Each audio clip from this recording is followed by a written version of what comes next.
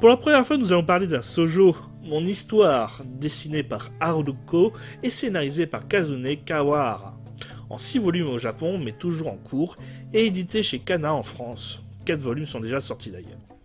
Cette histoire est une romance, comédie, comme on fait habituellement dans le genre, mais ce léger côté parodique lui permet d'offrir une originalité grâce à son personnage principal, jugé par vous-même via son synopsis. Takeo Goda est un lycéen bateau bâti comme une armoire à glace. Les filles dont il tombe amoureux s'éprennent toutes de son ami d'enfance, le beau Sunakawa. Mais un jour, il sauve une jeune fille des griffes d'un pervers, et pour la première fois, il semble qu'une fille craque pour lui. « Eh oui, messieurs, vous êtes si forts comme moi? Vous avez du mal à pécho ?» Cette histoire va vous redonner confiance en vos chances. L'histoire de la Belle et la Bête, avec cet homme Takeo, monstrueusement affreux, mais qui par son cœur juste et pur, fait de son mieux pour aimer. C'est d'ailleurs ce qui est bien dans cette histoire, et qui fait que j'ai accroché tout de suite. Le couple se forme très tôt dans le récit, ne faisant pas traîner l'histoire de 2 personnes qui s'aiment, mais qui s'ignorent. Non. L'histoire peut se permettre plutôt de s'intéresser à l'après-histoire d'amour, de voir ce qui se passe après le conte de fées. Entre le jugement des amis de l'héroïne, qui jugent Takeo sur son physique, sans s'intéresser à l'homme qu'il est, ou les péripéties d'un couple qui parfois peut se faire mal car ne communique pas assez, etc., etc. Alors bien sûr, il y a un ton assez niaiseux, comme le diraient nos amis québécois, mais cette fable touchante permet justement de sortir de son quotidien pessimiste et croire de nouveau en l'espèce humaine, avec l'histoire d'amour touchante de 2 personnes que tout éloigne et qui pourtant semblent inséparables.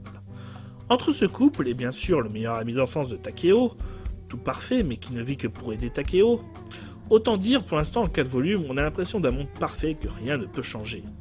Et si le modèle est pour l'instant sur des histoires courtes rigolotes, on peut espérer que les tons un peu plus matures qui se dissimulent un peu partout dans le récit continueront d'offrir une lecture plaisante de ce shoujo original. Petit upgrade car justement maintenant j'ai vu les 7 premiers tomes de mon histoire et donc c'est juste pour signaler que en plus d'avoir un dessin qui s'est amélioré avec le temps tout simplement, il s'est beaucoup plus arrondi rendant beaucoup plus drôle les visages de Takeo. Et même tous les personnages sont de plus en plus, j'ai envie de dire kawaii, voilà, plus mignons, plus sympathiques.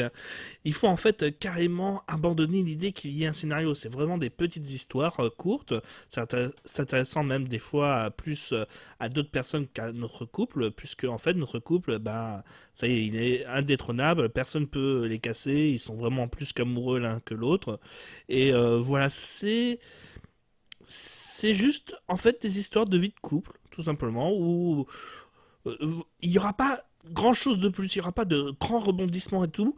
C'est vraiment avant tout, on va dire, juste pour se faire plaisir, à découvrir un vie de couple qui va au-delà de l'aspect physique, au-delà de l'aspect de l'image des autres, dans mon histoire. Et c'est peut-être ça qui plaira justement à tous les gens. Donc voilà, si vous êtes réfractaire d'ailleurs au manga, sachez qu'il y a un animé et un film qui sont sortis, donc un film live avec des vrais acteurs et l'animé, donc voilà, qui est disponible et qui a déjà quelques épisodes.